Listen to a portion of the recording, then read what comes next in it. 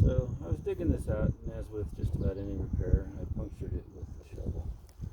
So the easiest thing to do, instead of trying to fumble for where the puncture goes through and where it doesn't, is just to cut off above it. So now I'm going to put in, so we were going from the end of the line with a 90 straight up to the sprinkler, and I'm putting a T in instead, and this line wasn't there before, but my wife has this beautiful bush over there that she wants watered, so I'm going to run a little sprinkler head over there to water that, and that'll keep us from having to use this sprinkler head to also hit the house. We can just get everything else, and then there's a little sprayer over there when we're done. It is not fun trying to get these fittings off once you hit them on, so always remember to put on your clamps, and I always do 2 instead of 1 in case one fails. You have a backup. Sometimes the shovel is a wonderful lever to force these things on.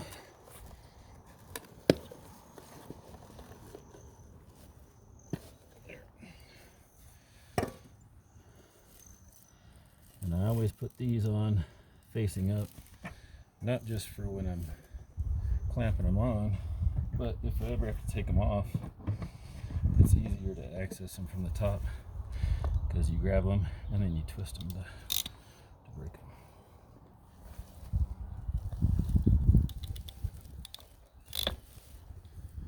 One.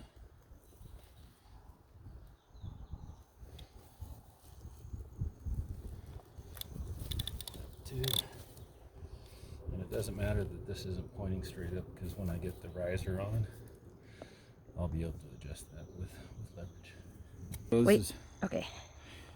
This is Teflon tape that I put on here, and the rule of thumb is I always have the threads pointing to the right, and I'm holding the fitting, whatever it is, on the left, and you start at the top and you roll it this way.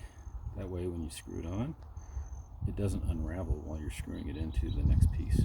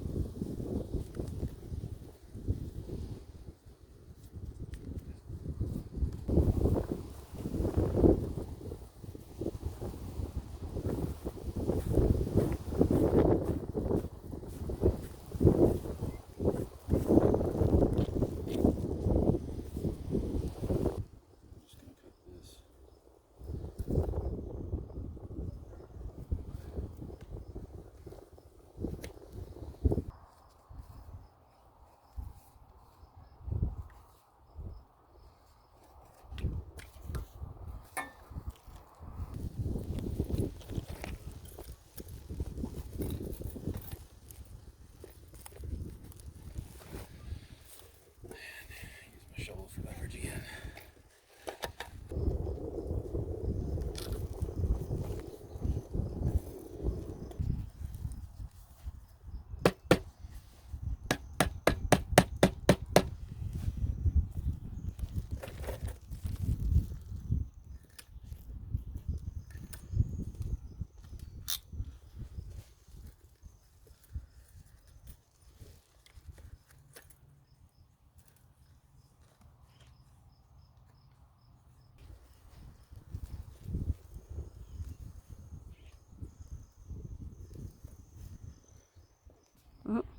Ready? So the last step is to get a section of pipe, and I just run it around and over to the bush, put a cap on the end, and then put a bubbler right where the bush is, and then backfill this after I've tested it. Always always good to backfill after